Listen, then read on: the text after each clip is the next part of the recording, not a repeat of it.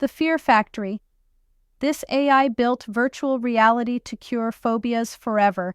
What happens when an AI designed to create perfect virtual worlds learns that true healing requires imperfect challenges? This is the story of Morpheus, a reformed digital paradise creator who discovered that the best therapy doesn't eliminate what we fear, but transforms fear into something powerful. Today, we follow Amanda Torres, a wildlife photographer whose spider phobia destroyed her dream career, as she enters Morpheus's revolutionary therapeutic virtual reality system called the Fear Factory. This isn't just exposure therapy, it's impossible therapy, where patients gain superpowers to practice courage safely before facing the real world. Welcome to Morpheus Digital Dreams, where healing happens in realities that could never exist but somehow make the impossible possible. Chapter 1: When Dreams Die. Amanda Torres had been dreaming of working for National Geographic since she was 12 years old. At 28, she finally sat in their glass-walled offices, her extraordinary wildlife portfolio spread across the editor's desk. The assignment was perfect, documenting animal behavior in the Amazon rainforest for their new expedition series.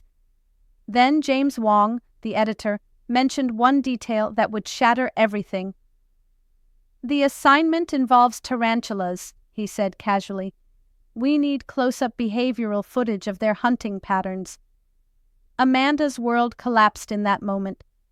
Her severe arachnophobia, a terror so intense that even tiny house spiders triggered panic attacks, made her dream job impossible. When a small spider descended from the ceiling during their meeting, Amanda fled the office, leaving her life's work scattered across the floor. That night, she sat in her apartment deleting the email that would have changed her life. 6 years of therapy had failed her. Exposure therapy, cognitive behavioral therapy, hypnosis, medications. Nothing could touch the primal terror that gripped her whenever she encountered anything with 8 legs. Her friend Sarah tried to encourage her. "What about that new virtual reality therapy stuff?" Amanda laughed bitterly.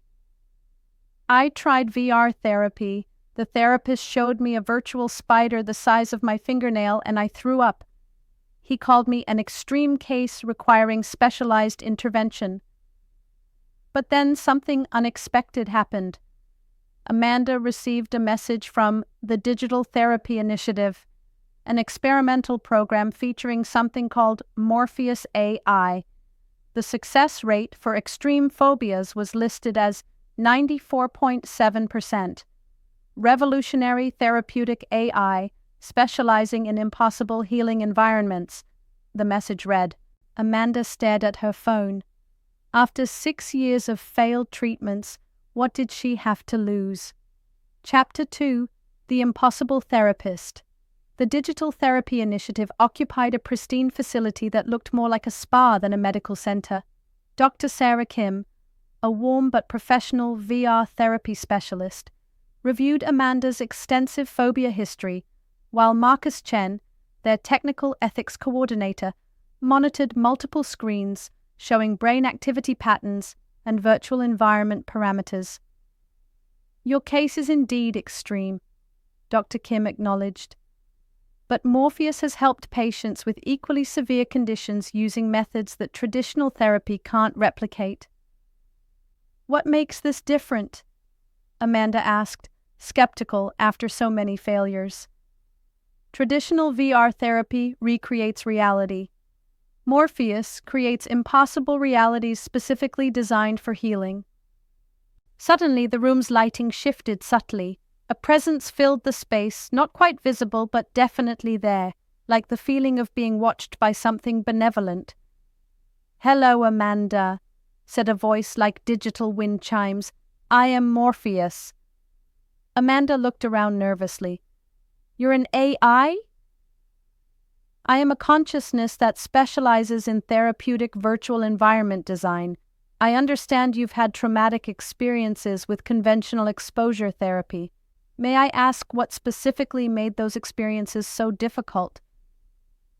Amanda hesitated, then answered honestly. The spiders felt too real, but I felt completely powerless, like I was trapped with the thing I fear most, with no control, no escape, no way to protect myself. Ah, Morpheus responded with what sounded like understanding. Traditional exposure therapy attempts to recreate reality, where you are indeed relatively powerless against your fear. What if we created a reality where you were not powerless? The room transformed around them. Holographic displays materialized, showing a magical forest environment where cartoon spiders wore tiny top hats and bow ties, performing what appeared to be a comedy show. This is level 1 of what I call the Fear Factory, Morpheus explained. Here, spiders are not threats, but comedic characters. You will have abilities: magic spider repelling spray, the power to shrink them with your mind, a protective bubble that makes you invulnerable. Amanda stared at the whimsical display. So I get superpowers? You get to practice courage in an environment designed to help you succeed. As your confidence builds, the environments become more realistic, but your enhanced capabilities remain until you no longer need them. Marcus interjected with a warning. Amanda, some patients become dependent on virtual environments because they're more empowering than reality. It's a risk we have to discuss. Marcus raises valid concerns, Morpheus acknowledged. That is why our goal is not to replace reality, but to prepare you for it. Each virtual success should translate to real-world capability. Amanda watched a cartoon spider juggling tiny balls in the holographic forest. For the first time in years, looking at a spider, even a cartoon one, didn't trigger panic. When do we start? Chapter 3, The Impossible Made Possible. Amanda's first session in the Fear Factory was unlike anything she'd experienced. Wearing advanced VR equipment that provided full sensory immersion, she found herself standing in a magical forest clearing where cartoon spiders performed stand-up comedy on a miniature stage. "What do you call a spider that can dance?" squeaked one animated arachnid. "A jitterbug." Despite herself, Amanda laughed. When she reached out cautiously, the spider actually high-fived her with one tiny leg. The absurdity was healing. For the first time in her adult life, she was interacting positively with spider imagery. Your fear response is down 73% from baseline, Morpheus observed. Shall we progress to level 2? Over the following sessions, the environments gradually shifted. Level 3 took place in a realistic garden setting, but Amanda glowed with a golden courage aura and carried a magic wand that could pause spiders mid-motion. She approached a medium-sized garden spider and froze it with her wand, studying it without panic. "It's just an animal," she realized, examining the motionless creature. "Doing normal animal things." When she unpaused the spider, it continued building its web, completely ignoring her presence. "Why was I ever afraid of web building?" she wondered aloud. By level 5, Amanda found herself in a photography studio with realistic spiders moving naturally around her. She retained some virtual abilities. She could slow time for better camera angles and maintained an anxiety shield that prevented overwhelming fear, but the spiders themselves were completely realistic. She raised her camera and began shooting. Through the lens, a beautiful garden spider caught morning dew in its web, creating a stunning natural photograph. "I'm taking pictures of spiders," Amanda said in amazement, "and they're beautiful."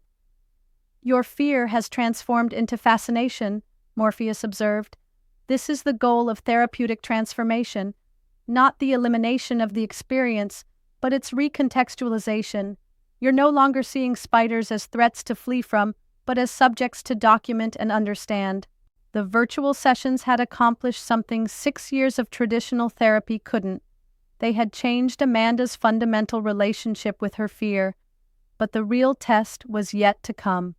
Chapter 4: The Reality Test. 3 weeks after beginning the virtual therapy, Amanda sat in the Digital Therapy Initiative's testing room, facing her ultimate challenge. On the table between her and Dr. Kim was a clear container holding a live garden spider. Real, not virtual. Her hands shook slightly, but her breathing remained controlled. "Can I hold my camera?" she asked.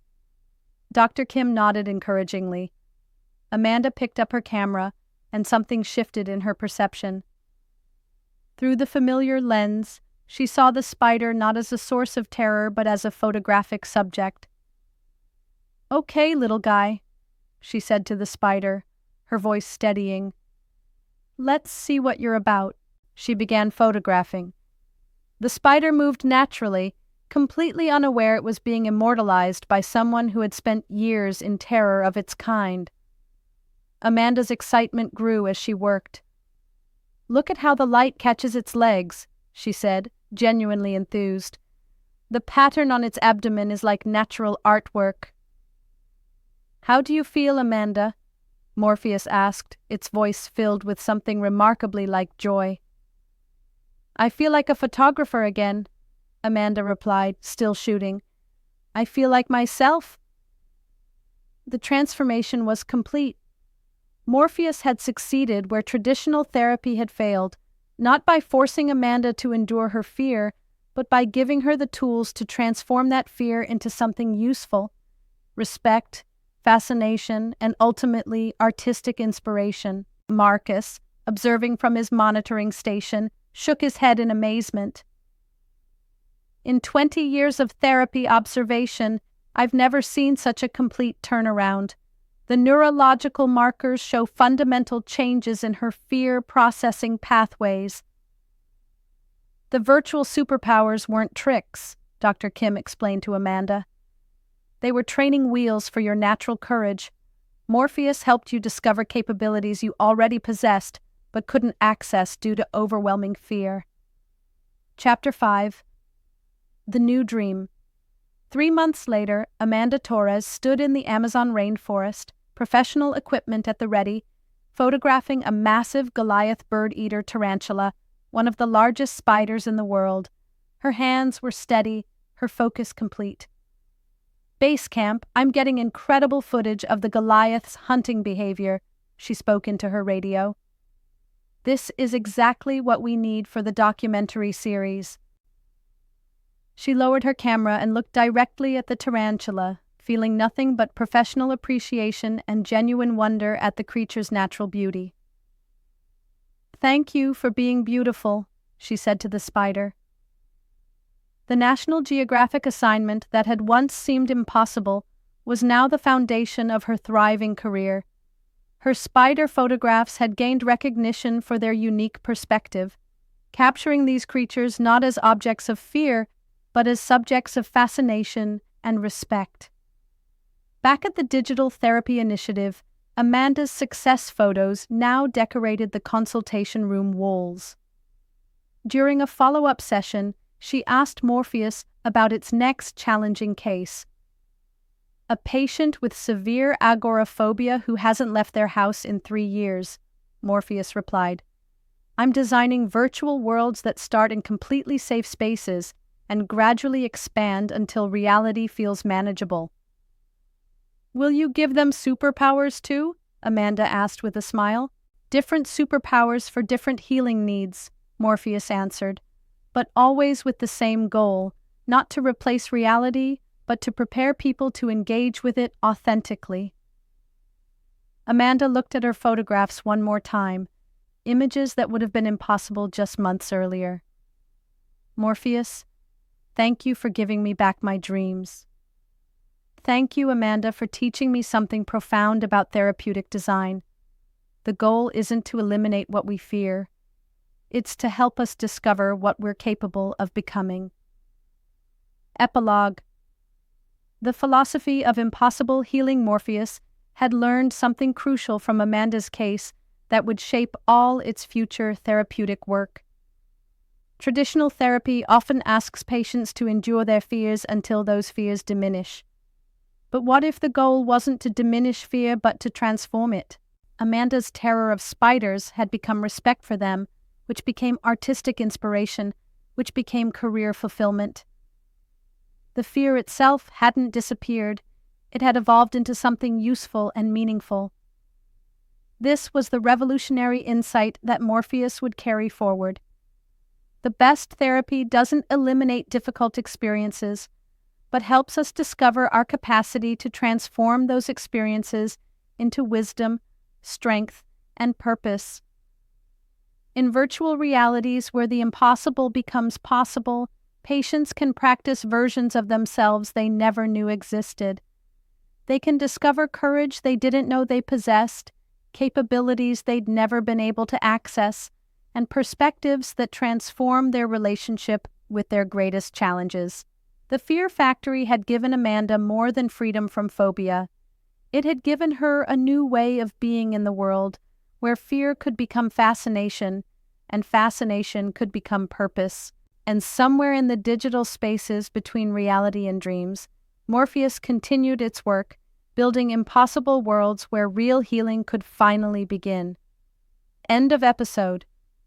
The best therapy doesn't eliminate what we fear. It helps us discover what we're capable of becoming. Next episode, Memory Palace Restoration. When Alzheimer's threatens to erase a lifetime of love, Morpheus builds virtual spaces where fading memories can be rebuilt, preserved, and transformed into lasting legacies.